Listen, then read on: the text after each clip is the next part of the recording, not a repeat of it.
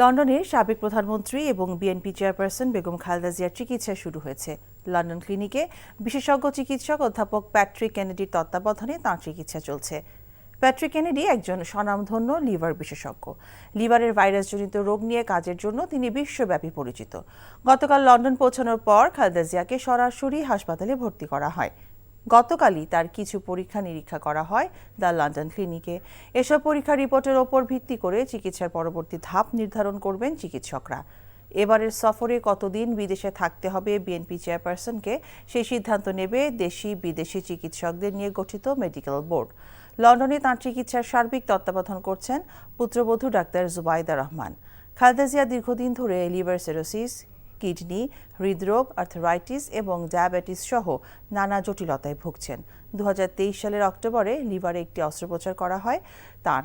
যুক্তরাষ্ট্রের John Hopkins বিশ্ববিদ্যালয়ের 3 জন বিশেষজ্ঞ ঢাকায় এসে এই অস্ত্রোপচার করে যান। বিএনপি এবং এর সহযোগী সংগঠনের 2276 জন নেতাকর্মীকে ক্রস ফায়ারে হত্যা এবং 153 জনকে গুমের অভিযোগে আন্তর্জাতিক অপরাধ ট্রাইব্যুনালে অভিযোগ দায়ের করেছে বিএনপি। সকালে ট্রাইব্যুনালের চিফ প্রসিকিউটরের কাছে এই অভিযোগ জমা দেন বিএনপি মামলা সংগ্রহ তথ্য উপাত্ত সেলের সমন্বয়ক মোহাম্মদ সালাউদ্দিন খান। অভিযোগে সাবেক প্রধানমন্ত্রী শেখ হাসিনাকে প্রধান করে আইনশৃঙ্খলা রক্ষাকারী বাহিনীর সংশ্লিষ্ট কর্মকর্তাদেরও আসামি করা হয়েছে। অভিযোগে বলা হয় 2008 সাল থেকে 5ই অগস্ট 2024 পর্যন্ত এই সকল ক্রসফায়ার এবং গুমের ঘটনা সংঘটিত হয়। যারা ক্রসফায়ার এবং গুমের শিকার হয়েছেন তাদের তালিকাও অভিযোগের সাথে জমা দেওয়া হয়েছে। এ পর্যন্ত আমাদের প্রাপ্ত তথ্য অনুযায়ী 2276 জনকে আওয়ামী লীগের সন্ত্রাসীরা এবং কিছু আইন শৃঙ্খলা বাহিনীর সদস্যরা ক্রসফায়ারের নামে হত্যা করেছে। এ পর্যন্ত প্রাপ্ত তথ্য অনুযায়ী 153 জনের গুমের তালিকা, যে গুমের মধ্যে হত্যাও করা হয়েছে, এখন পর্যন্ত গুমও আছে, তার একটি তালিকা আমাদের মাননীয় মহাসচিব সাহেবের স্বাক্ষরিত একটি অভিযোগ আমরা এখানে জমা দিলাম। 5ই আগস্টের ছাত্র জনতার গণ অভ্যুত্থানের পর সবাই ঐক্যের জায়গায় থাকতে পারছে না উল্লেখ করে বিএনপি মহাসচিব মির্জা ফখরুল ইসলাম আলমগীর বলেছেন, ক্ষমতায় টিকে থাকার জন্য এক ধরনের অসুস্থ প্রতিযোগিতা শুরু হয়েছে। দলের চেয়ারপারসনের গুলশান কার্যালয়ে রাজবন্দির জবানবন্দি নামক বইয়ের মোড়ক উন্মোচন অনুষ্ঠানে তিনি এসব কথা বলেন। সত্য ভাষণের প্রচারণা দিয়ে মিথ্যা প্রচারণাকে জবাব দিতে হবে মন্তব্য করে মির্জা ফখরুল বলেন, যে নেত্রীর জন্য, গণতন্ত্রের জন্য নেতাকর্মীরা গুম হয়েছে, নিহত হয়েছেন, সেই নেত্রী রাষ্ট্রীয় মর্যাদা নিয়ে চিকিৎসার জন্য বিলেতে গিয়েছেন। এটাই সফলতা। দেশের মানুষ তাকে বিপুল অভিবাদন জানিয়েছেন বলেও জানান তিনি। মির্জা ফখরুল বলেন, সংস্কার একটি চলমান প্রক্রিয়া, আর সংস্কার শুরু করেছিলেন বিএনপির প্রতিষ্ঠাতা শহীদ জিয়াউর রহমান। তাই বিএনপি সবসময়ই সংস্কার চায়।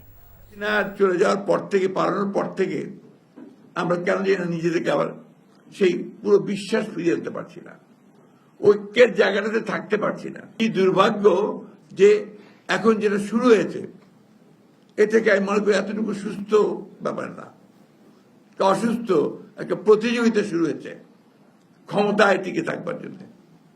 আর ক্ষমতা তো টিকে থাকবে তখনই যখন এটাকে তুমি সেটেল করতে পারবে, স্টেবিলিটি আসবে, ইনস্টিটিউশন আসবে। 43তম বিসিএস এর প্রজ্ঞাপন থেকে বাদ পড়া 227 জনের বিষয়ে পুনর্বিবেচনা করে দেখা গেছে বেশিরভাগই চাকরিতে যোগ দিতে পারবেন।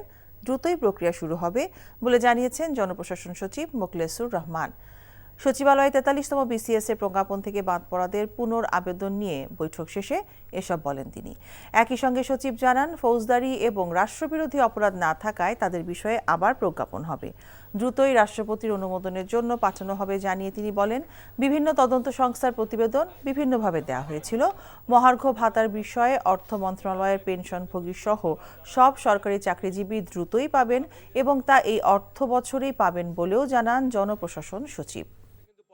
227 জনকে দিয়ে আমরা পুনর্বিবেচনা করার জন্য আমরা যেটাকে বলি ইনভেস্টিগেশন অথবা তদন্ত, এই কাজ করে আমাদের একটা পর্যায়ে আসলো। আমরা আশাবাদী এই যে 227 বললাম, এর মেজরিটি, মোর দ্যান মেজরিটি আপনারা এই যেভাবে বিজ্ঞাপন জারি হয়েছে যারা নর্মাল, তাদের পক্ষেও জারি হবে। এটা একটা সময়ের ব্যাপার, just it is ongoing process. এবার আর আগের মতো রাতের ভোট হবে না উল্লেখ করে প্রধান নির্বাচন কমিশনার এএমএম নাসির উদ্দিন বলেছেন, অবাধ, সুষ্ঠু ও নিরপেক্ষ নির্বাচনের জন্য কমিশন মাঠে নেমেছে। সকালে মৌলভীবাজার শহরের বেঙ্গল কনভেনশন হলে ভোটার নিবন্ধন প্রক্রিয়ায় চ্যালেঞ্জ এবং চ্যালেঞ্জ উত্তরণের উপায় শীর্ষক দিনব্যাপী কর্মশালায় একথা বলেন তিনি। সিইসি বলেন, বাড়ি বাড়ি গিয়ে ভোটার নিবন্ধন করার উদ্দেশ্য হচ্ছে মানুষকে সচেতন করা। বাড়িতে বাড়িতে গিয়ে এবার আগের মতো ভোট হবে না বলে ভোটারদের বার্তা দেওয়া হবে। ভোটাররা নিজের ভোট নিজে দিতে পারবেন। সিলেটের আঞ্চলিক কর্মকর্তা মোহাম্মদ নুরুল আলমের সভাপতিত্বে কর্মশালায় বক্তব্য রাখেন নির্বাচন কমিশন সচিবালয়ের অতিরিক্ত সচিব KM আলী নেওয়াজ, জেলা প্রশাসক ইসরাইল হোসেন। আমরা একটা সুষ্ঠু, সুন্দর, গ্রহণযোগ্য নির্বাচন দিতে চাই। এই ব্যাপারে আমাদের কোনো অন্তরের মধ্যে কোনো দ্বিধাদ্বন্দ্ব নাই। আমরা সর্বতভাবে চেষ্টা করে যাচ্ছি এটার জন্য। আমাদের লক্ষ্য একটাই, এবং আমার কাছে আপনাদের কাছে অ্যাপিল হল, for gods sec don't be biased towards any party. সাভারে অ্যাম্বুলেন্স ও বাসের সংঘর্ষে আগুনে পুড়ে মারা গেছে নারী ও শিশুসহ 4 জন। বুধবার গভীর রাতে ঢাকা রিচা মহাসড়কের রাজফুলবাড়িয়া স্ট্যান্ডে মর্মান্তিক এই দুর্ঘটনা ঘটে। নিহতদের সবাই অ্যাম্বুলেন্সের আরোহী বলে জানিয়েছে পুলিশ। ঘটনার পরপর পালিয়ে গেছে অ্যাম্বুলেন্স চালক সহ পুড়ে যাওয়া অপর 2 বাসের চালক। আরও জানাচ্ছেন জাহিদুর রহমান। গুরুতর রোগী নিয়ে ঢাকার অভিমুখে ছুটছে একটি অ্যাম্বুলেন্স। হঠাৎ করেই পেছন থেকে প্রথমে শ্যামলী পরিবহন ও ঝুমুর পরিবহনের 2টি বাস পরপর অ্যাম্বুলেন্সকে ধাক্কা দিলে বিস্ফোরিত হয় অ্যাম্বুলেন্সের সিলিন্ডার।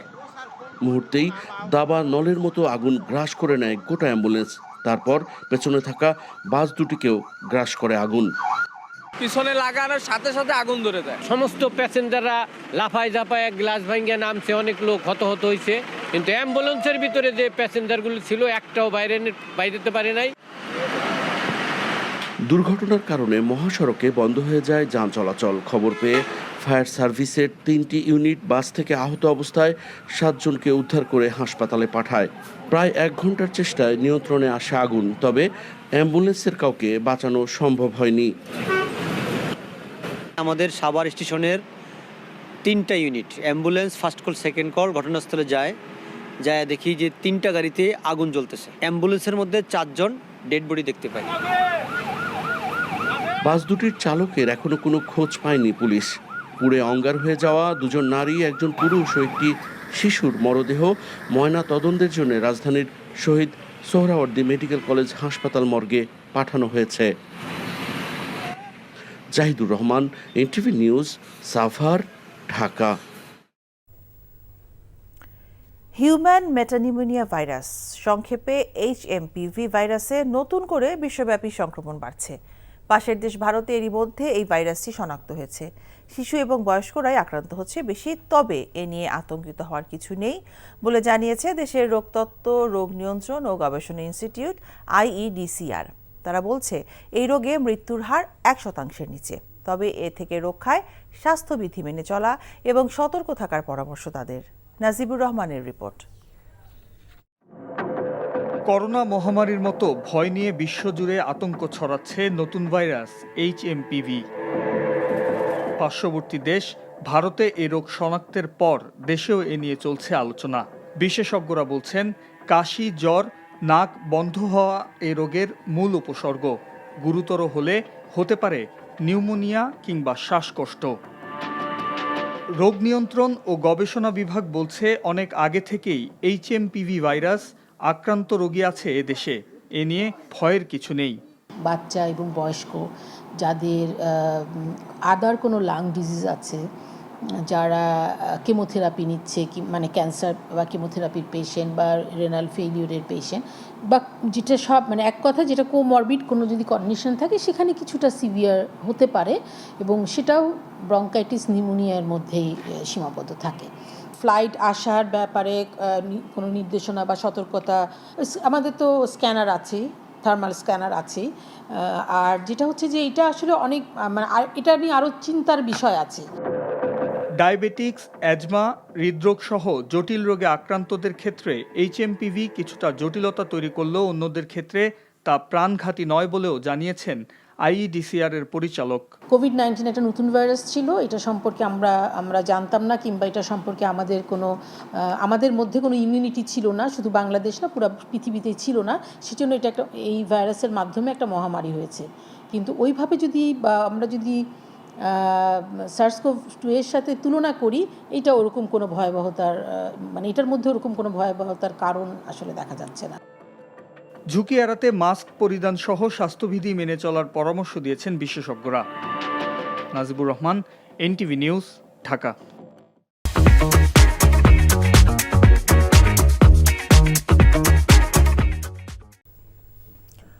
চট্টগ্রাম আদালত থেকে চুরি হওয়া 9 বস্তা মামলার নথি উদ্ধার করেছে পুলিশ। এই ঘটনায় রাসেল নামের এক চা বিক্রেতাকে আটক করা হয়েছে। সকালে কোতোয়ালি থানা এলাকা থেকে এসব নথি উদ্ধার করা হয়। কোতোয়ালি থানার ভারপ্রাপ্ত কর্মকর্তা আব্দুল করিম গত রোববার চট্টগ্রাম আদালতের 1911টি মামলার নথির খোঁজ পাওয়া যাচ্ছে না বলে অভিযোগ করেন চট্টগ্রাম মহানগর দায়রা জজ আদালতের পাবলিক প্রসিকিউটর মফিজুল হক ভূঁইয়া। এ ঘটনায় তিনি গত 5 জানুয়ারি নগরীর কোতোয়ালি থানায় সাধারণ ডায়েরি করেন। অফিসের জায়গা স্বল্পতার কারণে 2023 সালের 24 এপ্রিল পিপি অফিসের সামনের বারান্দায় প্লাস্টিকের বস্তায় 1911টি কেস চকেট পলিথিনে মোড়ানো স্তূপ আকারে রক্ষিত ছিল। গত 12 ডিসেম্বর মহানগর কোর্টের সবশেষ ভ্যাকেশন ছিল। তারপর থেকে মহানগর আদালত এবং পিপি অফিস বন্ধ থাকায় গত 13 ডিসেম্বর থেকে 31 ডিসেম্বরের মধ্যে নথিগুলো চুরি হয়ে যায়। পরে সিসিটিভির ফুটেজে শনাক্তের মাধ্যমে আসামি গ্রেফতার করে বলে জানায় পুলিশ। হারানো সিডিগুলি কোর্ট বিলিং হতে কৌশলে নিয়ে একটা ভাঙ্গারির দোকানে বিক্রি করেছে মর্মে আমাদেরকে তথ্য দিলে সেই তথ্যের ভিত্তিতে তাকে নিয়ে আমরা অভিযান পরিচালনা করি এবং কোতোয়ালি থানা এলাকার পাথরঘাটস্থ সতীশবাবু লেন হইতে জনক মফিজের ভাঙ্গারি দোকান হইতে আমরা হারিয়ে যাওয়া 9 বস্তা কেস ডকেট উদ্ধার করতে সক্ষম হই। নির্ধারিত যাত্রাবিরতির আগেই প্রায় অর্ধশত যাত্রী রেখে ট্রেন চলে যাওয়ায় নাটোর রেল স্টেশন মাস্টারকে অবরুদ্ধ করে রাখে ক্ষুব্ধ যাত্রীরা অভিযোগ করেন চিলাহাটি থেকে নাটোর হয়ে খুলনাগামী আন্তনগর সীমান্ত এক্সপ্রেস ট্রেনটি প্রায় 1 ঘন্টা বিলম্বে গতরাত 11:59 নাটোর স্টেশনে পৌঁছে। 3 মিনিটের নির্ধারিত যাত্রাবিরতির আগে রাত 12টায় ট্রেনটি ছেড়ে চলে যায়। এ অবস্থায় প্রায় অর্ধশত যাত্রী ট্রেনে উঠতে না পেরে ক্ষুব্ধ হন।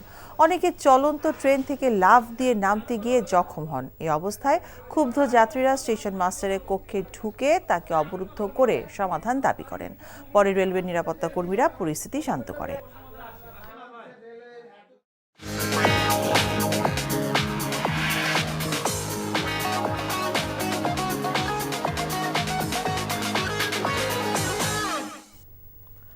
নগদ নিবেদিত অর্থনীতির খবর। রমজানে চালসহ অন্যান্য নিত্যপণ্যের বাজার স্থিতিশীল রাখতে আমদানিসহ নানান পদক্ষেপ নেওয়া হয়েছে উল্লেখ করে বাণিজ্য উপদেষ্টা শেখ বশিরউদ্দিন বলেছেন, রাতারাতি বাজার নিয়ন্ত্রণ সম্ভব নয়। সকালে সচিবালয়ে বাংলাদেশে সফররত তুরস্কের বাণিজ্যমন্ত্রী অধ্যাপক ওমের বোলাতের নেতৃত্বে 35 সদস্যের প্রতিনিধি দলের সাথে বৈঠক শেষে কথা বলেন তিনি। তুরস্কের বাণিজ্যমন্ত্রীর সাথে বৈঠকে নবায়নযোগ্য জ্বালানি, স্বাস্থ্য, ঔষধ, খাদ্য সহ বিভিন্ন খাতে বিনিয়োগের বিষয়ে আলোচনা হয়েছে বলেও জানান উপদেষ্টা। এছাড়া বৈঠকে দেশটি বাংলাদেশে আরও সামরিক সরঞ্জাম বিক্রির আগ্রহ দেখিয়েছে। বাংলাদেশ তুরস্ক যৌথ অর্থনৈতিক কমিশনের মাধ্যমে বিনিয়োগ সহ দুদেশের বাণিজ্য বিষয়ে আরও আলোচনা হবে বলেও জানান বাণিজ্য উপদেষ্টা। খাদ্য মন্ত্রণালয়ের নিয়ন্ত্রণাধীনভাবে কয়েক লক্ষ টন চাল সরাসরি আমদানি হচ্ছে, বার্মা থেকে হচ্ছে, পাকিস্তান থেকে হচ্ছে, ভারত থেকে হচ্ছে।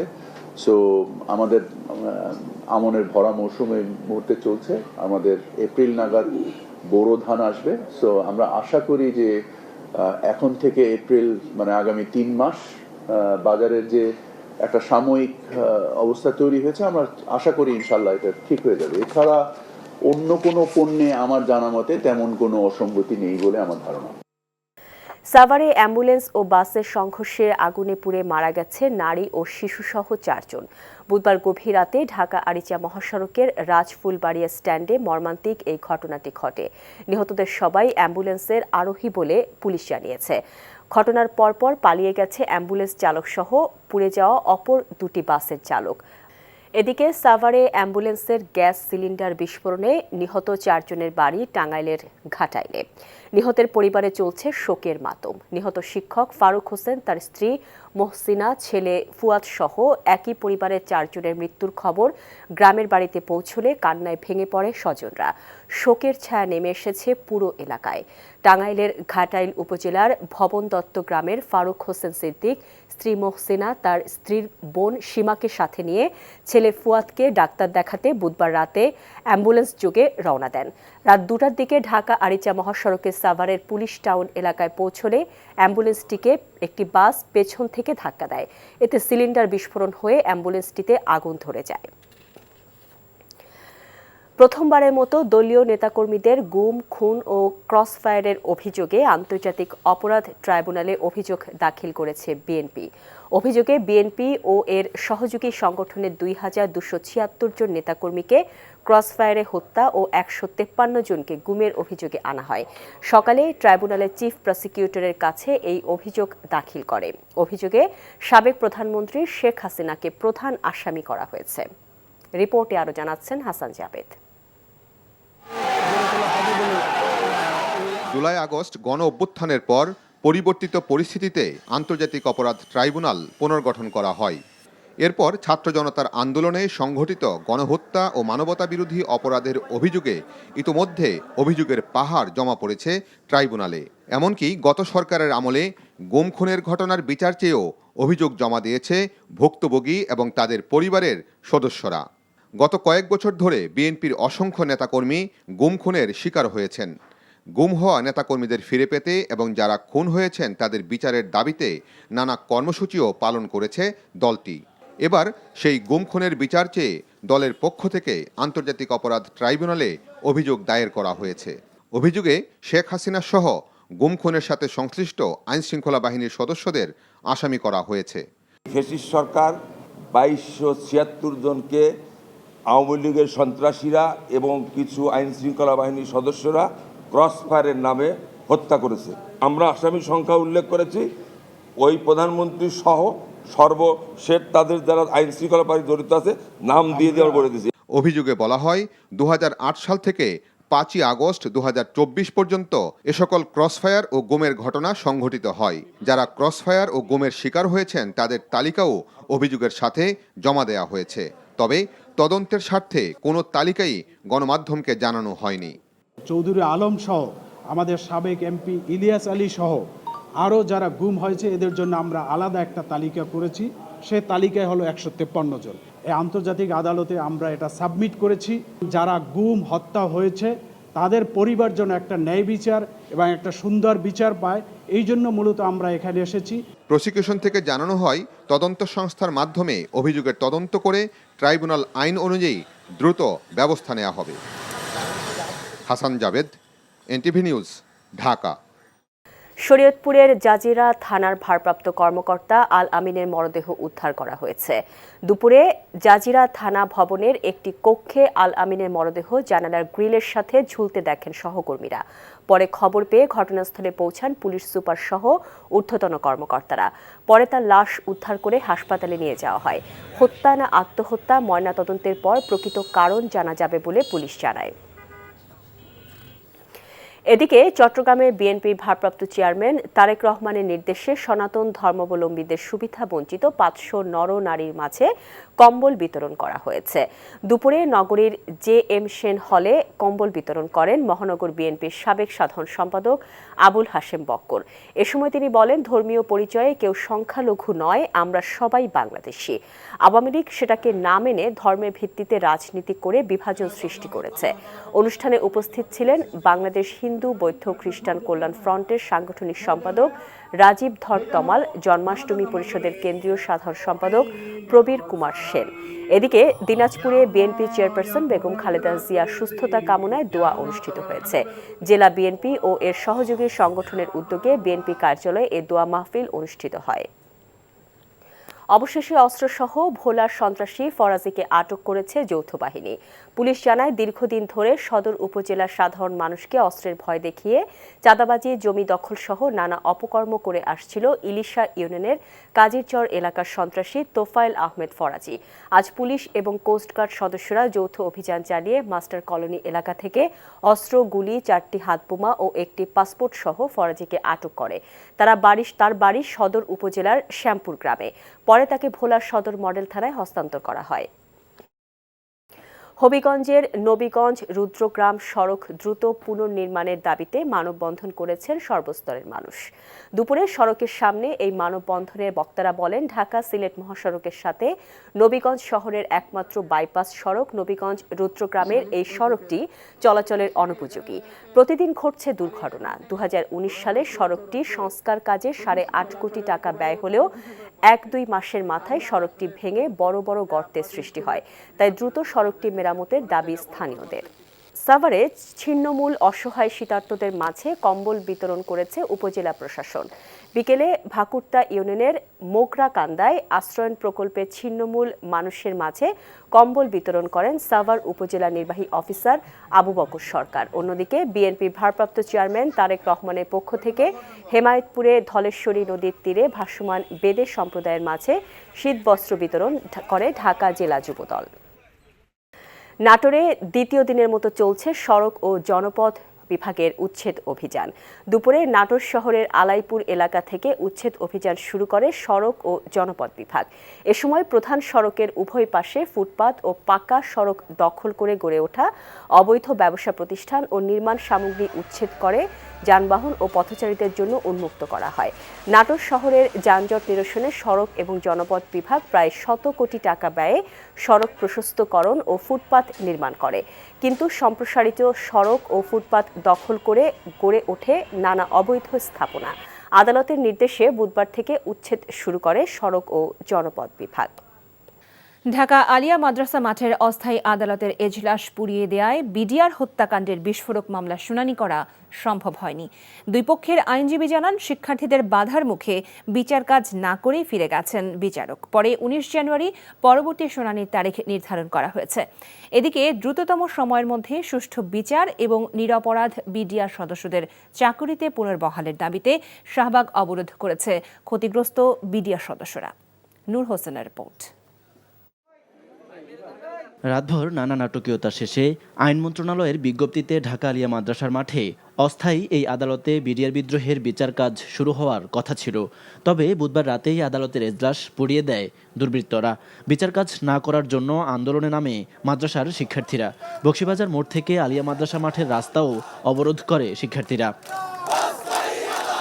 শিক্ষার্থীদের আন্দোলনের কারণে আদালত পরিচালনার পরিবেশ নেই বলে জানান রাষ্ট্রপক্ষ ও বিজিবির আইনজীবী। টোটাল প্রসিকিউশন টিমটা আমরা প্রস্তুত ছিলাম শুনানি করার জন্য, কিন্তু আমরা এখানে এসে ছাত্রদের কর্তৃক বাধাপ্রাপ্ত হওয়ার কারণে ভিতরে ঢুকতে পারি নাই। ন্যায় বিচার নিশ্চিত করার জন্য সকলেরকেই দায়িত্বশীল ভূমিকা পালন করা উচিত। এদিকে চাকরিতে পুনর্বহাল এবং বন্দি বিডিআর সদস্যদের মুক্তির দাবিতে রাজধানীর শাহবাগ মোড় অবরোধ করে বিডিআর ও তাদের পরিবারের সদস্যরা। টানা 2 ঘন্টা শাহবাগের চারপাশের যান চলাচল বন্ধ থাকে। আমাদের যে জেলবন্দি ভাইরা আছে প্রত্যেকের মুক্তি দিতে হবে, আর যারা চাকরিচ্যুত আছে তাদের সবাইকে চাকরি ফেরত দিতে হবে। অবৈধভাবে মিথ্যা সাক্ষী তৈরি করে আমাদের শাস্তি দেওয়া আছে, যাতে আমরা পুনরায় চাকরি পাইতে পারি এবং যারা কারাগার আছে তারা যেন মুক্তি পায়। আমি পিলখানায় ছিলাম না, চোখে দেখি নাই, তার থেকে বুঝতেছি যে আমাদের এই বিডিআর উপরে কত নির্যাতন নিপীড়ন চলছে। তাই আমি 6 বছর 6 মাস 11 দিন জেলের ভাত খেয়েছি পিলখানা চোখে না দেখে। যারা আপনার জেলখানায় বন্দি আছে, বিভিন্ন মেয়াদে সাজা দিছে, এদের 1 নম্বর মুক্তি। আর 2 নম্বর হলো আমরা চাকরি যারা করছি তাদের যে ন্যায্য অধিকার, যে যতটুকু প্রাপ্য তার প্রাপ্য পূরণ করা। যদি কোনোভাবে রাষ্ট্রীয় জুলুম মওকুফ না হয় তাহলে আমরা ছাত্র জনতা এবং ক্ষতিগ্রস্ত বিডিআর সদস্য দুর্বার আন্দোলন করে তুলব। পিলখানা হত্যাকাণ্ডের সুষ্ঠু বিচার সহ 7 দফা দাবিতে শহীদ মিনারে টানা 2 দিন অবস্থান কর্মসূচি পালন করছে ক্ষতিগ্রস্ত বিডিআর সদস্যরা। নূর হোসেন, এনটিভি নিউজ, ঢাকা। ক্ষমতায় টিকে থাকতে অসুস্থ প্রতিযোগিতা শুরু হয়েছে বলে অভিযোগ করেছেন বিএনপি মহাসচিব মির্জা ফখরুল ইসলাম আলমগীর। তিনি বলেন, ছাত্র জনতার গণঅভ্যুত্থান পরবর্তী সময়ে সবাই ঐক্যের জায়গা থেকে সরে যাচ্ছে। কেউ কেউ দেশে বিভক্তি ও বিভাজন সৃষ্টি করতে চায় অভিযোগ করে মির্জা ফখরুল বলেন, এ থেকে বিভ্রান্ত হওয়া যাবে না। রাজধানীতে এক অনুষ্ঠানে তিনি এসব কথা বলেন। হাসান মাহমুদের রিপোর্ট। বিএনপি চেয়ারপারসন বেগম খালেদা জিয়ার বিরুদ্ধে Zia orphanage trust, Zia charitable trust মামলাসহ দায়ের হওয়া মামলাগুলোতে আদালতে দেয়া তাঁর বক্তব্য নিয়ে প্রকাশিত বই রাজবন্দির জবানবন্দি বইটির মোড়ক উন্মোচন করা হয়। বিএনপি চেয়ারপারসনের গুলশান কার্যালয়ে মোড়ক উন্মোচন অনুষ্ঠানে দলের মহাসচিব বলেন, দীর্ঘ নির্যাতন নিপীড়নে কারাবন্দিত্বের মধ্য দিয়ে গণতন্ত্রের জন্য সংগ্রাম করে গেছেন খালেদা জিয়া। তিনি বলেন, বর্তমানে অনেকেই ক্ষমতার জন্য অসুস্থ প্রতিযোগিতা করছেন। হাসিনা চলে যাওয়ার পর থেকে, পালানোর পর থেকে আমরা কেন জানি না নিজেদেরকে আবার সেই পুরো বিশ্বাস ফিরিয়ে আনতে পারছি না, ঐক্যের জায়গাটাতে থাকতে পারছি না। কি দুর্ভাগ্য যে এখন যেটা শুরু হয়েছে এটাকে আমি মনে করি এতটুকু সুস্থ ব্যাপার না, অসুস্থ একটা প্রতিযোগিতা শুরু হয়েছে ক্ষমতায় টিকে থাকবার জন্য। মির্জা ফখরুল বলেন, 5 আগস্ট পরবর্তী সময়ে ঐক্যের জায়গায় এখনও ঘাটতি রয়ে গেছে। আলোচনায় অংশ নিয়ে অনলাইন অ্যাক্টিভিস্ট, প্রথিতযশা সাংবাদিক, লেখকরা বলেন, বিভাজনে বিভ্রান্ত হওয়া যাবে না। বিভক্তির রাজনীতি যেন আমরা না করি। এখন যেটা প্রয়োজন, সবচেয়ে বেশি প্রয়োজন দেশকে বাঁচানোর জন্য, গণতন্ত্রকে ফিরে পাওয়ার জন্য ঐক্য। তারা কেন জেলে থাকবে? তাদেরকে বের করে আনতে হবে, নেতা কর্মী সবাইকে বের করে আনতে হবে। একটা নির্বাহী আইন বা জরুরি আইন করে বিএনপির সকল নেতাকর্মী এবং সকল রাষ্ট্রবন্দীদের জেল থেকে এখনই মুক্ত করা হচ্ছে। বিচারিক কার্যক্রমে শুনানির মাধ্যমে ন্যায় বিচার প্রতিষ্ঠিত হবে। সবাই জানবেন, শুনবেন, দেখবেন আমাদের নেত্রী বেগম খালেদা জিয়া কোনো অন্যায় করেননি। সবাইকে ঐক্যবদ্ধ থাকার আহ্বানও জানান তারা। Hasan Mahmud, NTV news, Dhaka. লন্ডনে সাবেক প্রধানমন্ত্রী ও বিএনপি চেয়ারপারসন বেগম খালেদা জিয়ার আজও কিছু শারীরিক পরীক্ষা নিরীক্ষা চলছে। গতকাল থেকে লন্ডন ক্লিনিকে তার চিকিৎসা শুরু হয়। বুধবার লন্ডন পৌঁছানোর পর খালেদা জিয়াকে সরাসরি হাসপাতালে ভর্তি করা হয়। গতকালই তার কিছু পরীক্ষা নিরীক্ষা করা হয়। আজ ও গতকালের স্বাস্থ্য পরীক্ষার রিপোর্ট পর্যালোচনা করে চিকিৎসকরা বেগম জিয়ার চিকিৎসার পরবর্তী ধাপ নির্ধারণ করবেন। তার লন্ডন ক্লিনিকে বিশেষজ্ঞ চিকিৎসক অধ্যাপক প্যাট্রিক কেনেডির তত্ত্বাবধানে তার চিকিৎসা চলছে। প্যাট্রিক কেনেডি এক স্বনামধন্য লিভার বিশেষজ্ঞ। লিভারের ভাইরাসজনিত রোগ নিয়ে কাজের জন্য তিনি বিশ্বব্যাপী পরিচিত। লন্ডনে বিএনপি চেয়ারপারসনের চিকিৎসার সার্বিক সমন্বয় করছেন পুত্রবধূ ডাক্তার জুবাইদা রহমান। এবারের সফরে কতদিন বিদেশে থাকতে হবে বিএনপি চেয়ারপারসনকে, সে সিদ্ধান্ত নেবে দেশি বিদেশি চিকিৎসকদের নিয়ে গঠিত মেডিকেল বোর্ড। খালেদা জিয়া দীর্ঘদিন ধরেই লিভার সিরোসিস, কিডনি, হৃদরোগ, আর্থ্রাইটিস ও ডায়াবেটিস সহ নানা জটিলতায় ভুগছেন। 2023 সালে অক্টোবরে লিভারে একটি অস্ত্রোপচার হয় তার। যুক্তরাষ্ট্রের জন হপকিন্স বিশ্ববিদ্যালয়ের 3 জন বিশেষজ্ঞ ঢাকায় এসে এই অস্ত্রোপচার করে যান।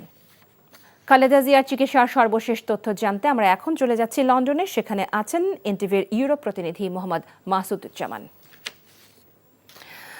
মাসুদ, গতকাল বিএনপি চেয়ারপারসনের শারীরিক কিছু পরীক্ষা নিরীক্ষা হয়েছে এবং এই স্বাস্থ্য পরীক্ষার রিপোর্ট সম্পর্কে আপনি নতুন কিছু জানতে পেরেছেন কিনা এবং আর কি তথ্য আছে আপনার হাতে?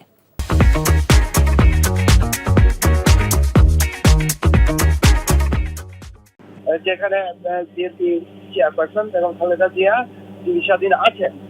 গতকালকে থেকে আজকে অবধি এখনো বেশ কিছু টেস্ট চলছে। আসলে আমরা যতদূর জানতে পেরেছি ভিতর থেকে খবর নিয়ে, টেস্টের রিপোর্ট আসলে লন্ডন সময় 5টা নাগাদ আমরা পেতে পারি, হাতে আশা করা যাচ্ছে। আর এখানে আপাতত উনি তার চিকিৎসা চলছে আর কি। আর টেস্ট গুলো সবগুলো কবে নাগাদ, আসলে স্পেসিফিক কোনো সময় দিতে পারছে না যে কবে নাগাদ টেস্ট বা অন্যান্য শারীরিক চিকিৎসা সমাপ্ত করে আসলে কবে তিনি বাসায় ফিরবেন, কবে তিনি ডাক্তার বা এখান থেকে ক্লিনিক থেকে তাকে ডিসচার্জ করা হবে, এই বিষয়টা এখন পর্যন্ত আমাদের আসলে হাতে এসে পৌঁছেনি। কিছু সময় নিতে পারে বলে আমরা আসলে এখানকার যারা যুক্তরাজ্য বিএনপি তাদের থেকে আমরা জানতে পেরেছি এবং কিছু থেকে এই খবরটুকু আমরা এই মুহূর্ত পর্যন্ত জেনেছি।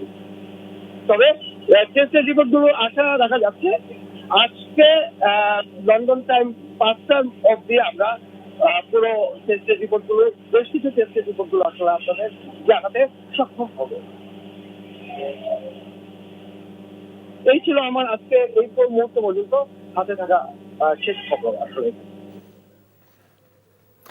লন্ডন থেকে জানছিলাম বেগম খালেদা জিয়ার চিকিৎসার সবশেষ খবর। 15 জানুয়ারির মধ্যে জুলাই ঘোষণাপত্র তৈরি হচ্ছে না। আগামী সপ্তাহে ঘোষণাপত্র প্রকাশের দিনক্ষণ জানা যাবে বলে জানিয়েছেন অন্তর্বর্তীকালীন সরকারের উপদেষ্টা মাহফুজ আলম।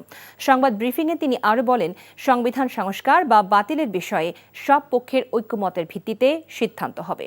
এ সময় প্রধান উপদেষ্টা প্রেস সচিব শফিকুল আলম জানান, আগামী মাসের মধ্যে সকল শিক্ষার্থীর কাছে পাঠ্যপুস্তক পৌঁছে যাবে। নাজিবুর রহমানের রিপোর্ট। রাজধানীর ফরেন সার্ভিস একাডেমিতে এক সংবাদ সম্মেলনে অন্তর্বর্তীকালীন সরকারের উপদেষ্টা মাহফুজ আলম জানান, জুলাই ঘোষণাপত্র প্রণয়নের দিনক্ষণ সব পক্ষের ঐক্যমতের ভিত্তিতে তা তৈরির কথাও বলেন তিনি। কবে এই ঘোষণাপত্র, কিভাবে এই ঘোষণাপত্র প্রকাশিত হবে অথবা ঘোষিত হবে সেই সম্বন্ধে সরকার আগামী সপ্তাহের মধ্যেই সবার সাথে পরামর্শ ভিত্তিতে সর্বসম্মতিক্রমে সিদ্ধান্তটি জানাবে। সংবাদ সম্মেলনে উঠে আসে জাতীয় নির্বাচন ও সংবিধান সংস্কারের বিষয়টিও। এ সময় মাহফুজ আলম বলেন, জাতীয় নির্বাচন নির্ভর করছে সংস্কারের উপর, আর সংবিধান নিয়ে সিদ্ধান্ত হবে সব পক্ষের মতামতের ভিত্তিতে। ঐকমত্যের জায়গাতে যদি আমরা পৌঁছাতে পারি সংবিধানের ব্যাপারে, সংবিধানকে কি করব, আমরা কি করতে চাচ্ছি, এটা প্রস্তাবনা আছে শিক্ষার্থীদের দিক থেকে, অন্যান্য রাজনৈতিক দল থেকে হয়তো এটা বিরোধিতা আছে। এইটা যেহেতু কন্টেনশাস পয়েন্ট, একটু আগে আমি যেটা বলেছি, যেসব বিষয়ে কন্টেনশাস পয়েন্ট আছে সেসব বিষয়গুলো আমরা আলোচনা করে আমরা এটাকে লিপিবদ্ধ করব। কনসালটেশন প্রসেসে ঢোকার পর আমরা আসলে ঠিক করব, রাজনৈতিক দলগুলো ঠিক করবে যে কতটা সংস্কার আমরা করতে চাই এই রাষ্ট্রে। ওই সংস্কার যদি মধ্যমেয়াদী হয়, দীর্ঘমেয়াদী হয়, স্বল্পমেয়াদী হয়, বা কি ধরনের সংস্কার, এটা যদি ঠিক হয়, ওই সংস্কারের মেয়াদ অথবা পরিধির ভিত্তিতে আমি মনে করি নির্বাচনের ডেট ঠিক হবে। ফেব্রুয়ারির মধ্যে সকল শিক্ষার্থীদের হাতে পাঠ্যপুস্তক পৌঁছে দেওয়া হবে বলে জানিয়েছেন প্রধান উপদেষ্টার প্রেস সচিব। পাঠ্যপুস্তক আগামী মাসের মধ্যে সবাই হাতে পাবেন, সবার হাতে।